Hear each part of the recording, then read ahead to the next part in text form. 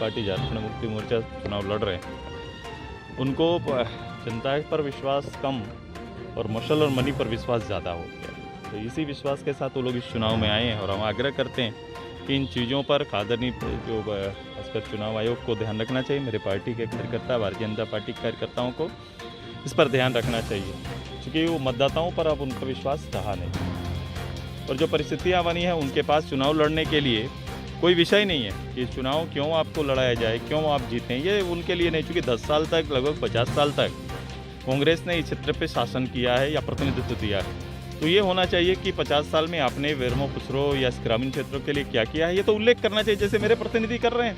मेरे प्रतिनिधि ने 130 करोड़ की योजनाओं के बारे में जिक्र किया जो काम को आगे बढ़ाए। मेरे लोकसभा के प्रतिनिधि ने इसका जिक्र किया। एनडीए के ओर से चलने वाले सारे कार्यक्रमों में रखा गया। मैं व्यक्तिगत रूप से गवाह हूँ, इसलिए इनका हक है और इस हक के साथ ये जा रहे हैं कि एक वातावरण इसमें यहाँ देना चाहते हैं और राज्यव्यापी एक वातावरण आएगा। चूँकि जो गवर्नमेंट चली है, जिस नीति के साथ चली है, जो गवर्नमेंट को अवसर मिल गया है, इस अवसर का दुरुपयोग हो रहा है। राज्य के स्रोत, जो इकोनॉमिक स्रोत हैं, जो बार बार ये कह रहे हैं कि भारत सरकार हमको सहयोग नहीं कर रही है, जीएसटी वगैरह बारे कर चर्चा कर रहे हैं, मैं तो यही कहूँगा राज्य के निजी सोर्स क्या जेब के लिए बने हुए हैं। निजी जो रिसोर्स हैं वो बालू हो सकता है, वो यहाँ का कोयला हो सकता है, या जो रिसोर्स हैं यहाँ जिससे रिसोर्स आना है गवर्नमेंट को, आपने सारी चीज़ों को बंद करके रखा है और निजी में सरकारी तंत्र का दुरुपयोग करके आप उनका कर रहे हैं।